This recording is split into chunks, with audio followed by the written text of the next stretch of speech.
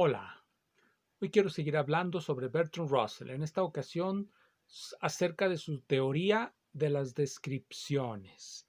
Primero me gustaría recordar algo muy interesante. Miren, recientemente estuve leyendo este libro, releyendo este libro, Pruebas y Refutaciones de Imre Lakatos, y al leerlo me di cuenta que en las matemáticas también existe una disputa permanente. Están en una guerra declarada que no admite ser llamada así. Los matemáticos están siempre en disputa acerca del significado de sus teoremas.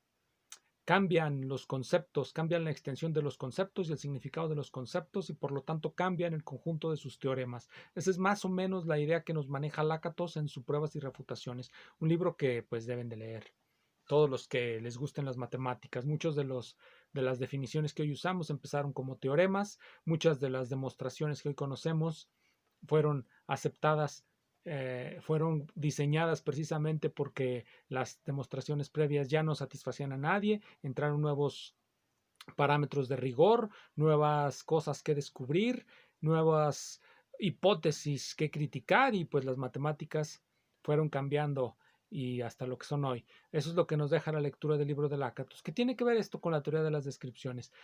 ¿Qué tiene que ver esto con con Russell? La teoría de las descripciones es parte del programa logicista de reconstrucción de las matemáticas. Como ustedes saben, a principios de siglo se descubrieron un conjunto de paradojas en la teoría de conjuntos.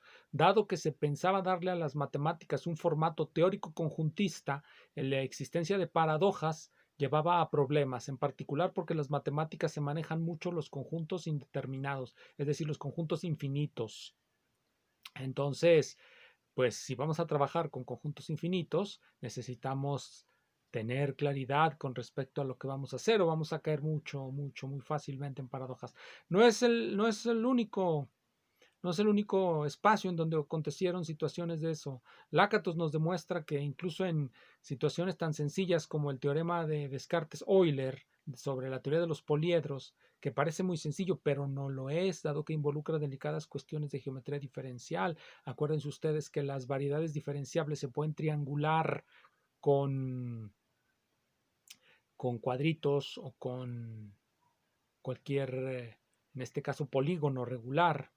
Lo mismo pasa con los volúmenes, se pueden llenar con algún tipo de poliedro. Entonces, la teoría de los poliedros y el teorema de Descartes-Euler ocupan un lugar fundamental, aunque en principio quien lea a Lakatos parecería no notarlo, sobre todo si es un filósofo. Los filósofos a veces suelen ser muy ignorantes de todo, excepto de la lectura de Platón. Bueno, porque Platón es el origen del pensamiento occidental, dicen ellos. Y ahí está todo, nada más hay que hacer una buena filología y de ahí sale el universo enterito. Eso dicen, no pasa eso, pero ellos quieren creer eso. Entonces, estamos hablando de la teoría de las descripciones. La teoría de las descripciones es uno de los fundamentos, una de las bases del programa logicista de reconstrucción de las matemáticas. ¿En qué consiste la teoría de las descripciones? Cuando nosotros hablamos, en ocasiones formamos frases que remiten a objetos que no existen. Si yo hablo del actual rey de México, pues sencillamente estoy hablando de algo que no existe, porque sencillamente no hay reyes en México, desaparecieron desde hace más de 200 años. Entonces, esa proposición, el actual rey de México, o decir Juan es el rey de México, o decir Ricardo tiene dos alas, a menos que sea un caso extremo de teratología, no existen seres humanos con alas funcionales. O decir Pedro vuela.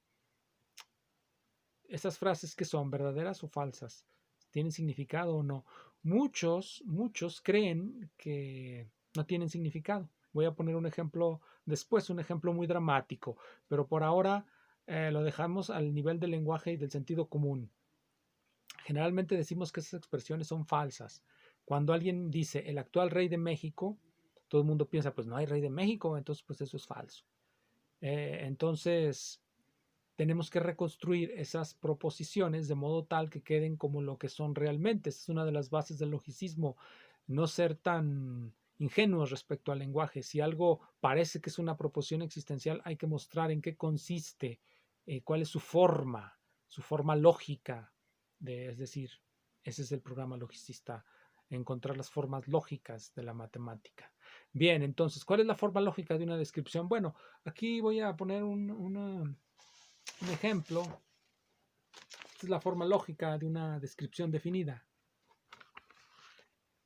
Existe un X tal que f de X. Podemos decir, existe Juan tal que Juan es el rey de México y para cualquier otra persona tal que esa persona sea el rey de México implica que esa persona es Juan. Aquí estamos reconstruyendo, vean la reconstrucción, el cuantificador existencial, aquí pongo el cuantificador universal, existe Juan, tal que Juan es el rey de México, y para cualquier otra persona, tal que esa persona sea el rey de México, entonces esa persona es Juan.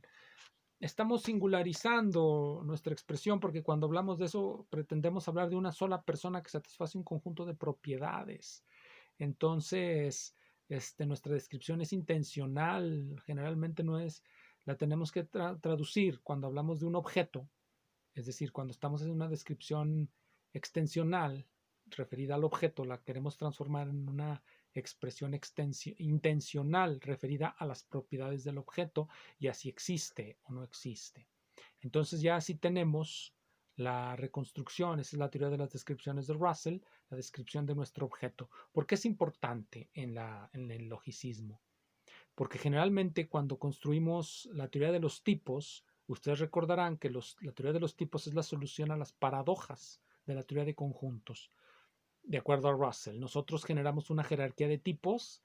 En el tipo más bajo ponemos, digámoslo así, los objetos y así podemos hablar de las cosas rojas. El rojo, pues ya es una propiedad de los objetos, entonces lo ponemos en el siguiente nivel, en el siguiente tipo. Es decir, formamos una proposición que habla sobre objetos. Cuando formamos otra proposición, pero que esta vez habla de proposiciones, ya estamos colocando a esa proposición que habla sobre proposiciones en el siguiente tipo y así sucesivamente. De esta manera nos aseguramos que en los argumentos de las proposiciones nunca aparecen ellas mismas y por lo tanto ya no habrá paradojas. Para Russell las paradojas eran un resultado del círculo vicioso, como en la paradoja de Epiménides. Entonces, pues esa es la teoría de los tipos. ¿Por qué dije, qué tiene que ver con la teoría de las descripciones? Pues porque generalmente en cada tipo nuevo que introduce Russell, todas las descripciones él las quiere hacer de manera intencional, es decir, referidas a las propiedades. Su famosa teoría de no class theory, su teoría de no conjuntos, que Wittgenstein mismo reproduce en el Tractatus cuando dice la teoría de conjuntos no es importante o los conjuntos no son importantes. Para ellos no son importantes porque aceptan la teoría de las descripciones. Wittgenstein en el Tractatus acepta la teoría de las descripciones. ¿Qué quiere decir que Wittgenstein en el Tractatus acepta la teoría de las descripciones? Que él encuentra que las proposiciones que hablan de objetos que no existen tienen sentido y tienen significado. Eso es lo que quiere decir que Wittgenstein acepte la teoría de las descripciones.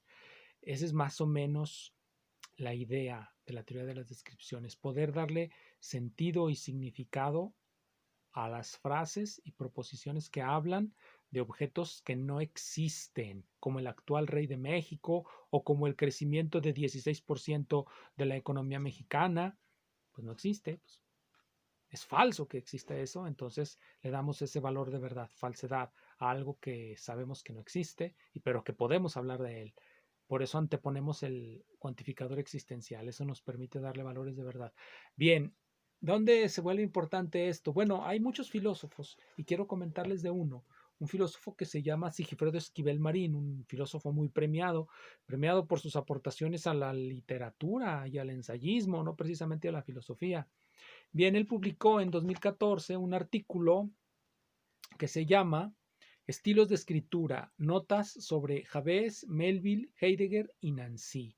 Nos va a hablar de dos literatos, Edmond Javes y Hermann Melville, y de dos filósofos, Martin Heidegger y Jacques Rancière, o Jacques Nancy. Nos va a hablar de Jacques Nancy. Ya desde ahí nos podemos dar una idea de lo que va a decir. Ese número de la revista contenía un dossier en donde hablaban mucho de literatura. Los filósofos tienden a la confusión de la filosofía con la literatura, como muchos filósofos no quieren estudiar matemáticas, no quieren estudiar lógica, no quieren tratar problemas filosóficos, prefieren hacer pseudofilosofía y hablar desde teorías pseudoliterarias. ¿Por qué pseudoliterarias? Porque no son teorías literarias, utilizan mucha imaginación pseudofilosófica para hablar de la literatura. La literatura tiene una racionalidad propia, aunque esto también está en disputa, pero la literatura tiene una racionalidad propia y aunque muchos creen que puedan hablar de ella desde el psicoanálisis, desde la filosofía, desde la antropología, se equivocan. Se debe de construir una teoría propia de la literatura para hablar de ella. Ellos no lo hacen, tienen esa pereza intelectual, pero bueno. Entonces, en este número de la revista de filosofía de la Universidad Iberoamericana se habla precisamente de Herman Melville, de Bartleby.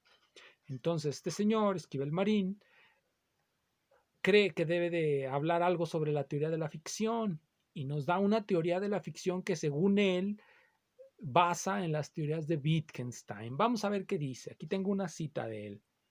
Para el primer Wittgenstein es el del Tractatus, es decir, el que acepta la teoría de las descripciones. Según sus comentaristas, cualquier expresión cuyos términos no refieran a algo carece de significado. Lo voy a repetir.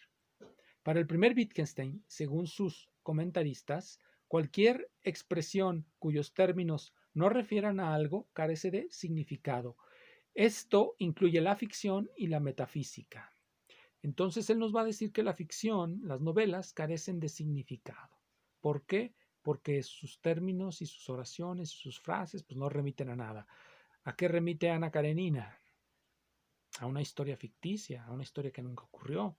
Por lo tanto, por eso este teórico dice que carece de sentido, de significado, pero él va a encontrar un significado allende las palabras, allende el sentido. Bueno, eso es lo que ellos quieren, pero esto es muy, muy, muy vulgar. ¿Por qué? Porque su error es evidente. La teoría de las descripciones de Russell permite asignarle un significado y un valor de verdad a todas las proposiciones que no tengan ningún referente. Este gran filósofo lo olvidó. Supongo que no asistió a sus cursos de lógica o que sencillamente no le interesa. Entonces su teoría de la ficción es una total y absoluta falacia. Debemos de dejarla de lado. Siempre es muy difícil interpretar a los lógicos, siempre es muy difícil y a veces creemos que hablan de manera oracular, muchos de ellos, simplemente porque no los entendemos y porque sus frases son sorprendentes, hablan de infinito, hablan de Dios, hablan de cosas así, entonces deben estar hablando de algo muy profundo. Cuando se habla de Wittgenstein, y hay muchos que han hablado de él, se han cometido muchos errores, pero en la filosofía no hay errores. Hay simplemente tolerancia al error, diría Carnap, tolerancia a los lenguajes que se generan en la filosofía. Por ejemplo, Luis Villoro escribió un artículo que viene en este libro, La significación del silencio. Ya desde el título nos dice, pues, mucho, la significación del silencio. Vamos a buscarle significado del silencio, una empresa netamente filosófica, pero no es lo que me interesa aquí, me interesa un artículo que él tiene aquí que se llama Lo indecible en el Tractatus. ¿Qué es lo indecible en el Tractatus? Desde el punto de vista de la simple lógica del texto, lo indecible es aquello que remite a totalidades indefinidas, nada más a eso. Y se aplica en principio a la matemática, y Wittgenstein construye un lenguaje lógico para la matemática, como algunos han construido aquí en esta revista. Esta revista se construye un lenguaje, aquí la pongo de nuevo, viene un artículo que se llama La lógica de primer orden del Tractatus, identidad y el operador N. En el Tractatus, ustedes recordarán, hay dos avances fundamentales. La utilización de un solo operador para generar todo el lenguaje, no se necesitan todos los conectivos de Russell. La eliminación del símbolo de identidad, es decir, para Wittgenstein no es necesario introducir ese símbolo. También se introducen las tablas de verdad para generar un método de decisión que sea alterno a los métodos sintácticos que proponía Russell en Principio de Matemática. Esto quiere decir, con una tabla de verdad nosotros podemos determinar si una proposición es verdadera o falsa. Con los métodos de Russell necesitábamos utilizar sus 5 axiomas y su regla de inferencia para poder determinar si una proposición estaba ahí. Era un criterio sintáctico de construcción proposicional recursiva, un criterio típico de las matemáticas. En cambio, en el Tractatus se utilizan tablas de verdad y con eso ya nos evitamos toda esa deducción. Simplifica demasiado el cálculo Wittgenstein. Pero sus grandes aportes, según parece, según estos teóricos que lo reconstruyeron, son su utilización del operador de Sefer y su eliminación del símbolo de identidad. Entonces ellos aquí en este artículo, en esta revista, formalizan eso. Villoro decía que ya estaba muy estudiado todo eso, pero bueno, eso lo dijo hace 40, 50 años. Este artículo es de hace 6 años. Quiere decir que no todo está dicho en el Tractatus. Por cierto, ese artículo de Villoro fue comentado por Hugo Margain en el siguiente número de la revista en la que apareció, que es la revista Crítica. En el número 19 aparece el artículo de Villoro, en el número 20 aparece una crítica mordaz hacia Villoro, que lo califica de absurdo. Todas sus proposiciones son absurdas, sin sentido. Es decir, finalmente Villoro logra decir lo indecible, como lo dijo también Sigifredo. Decir lo indecible es decir tonterías. Muchas gracias.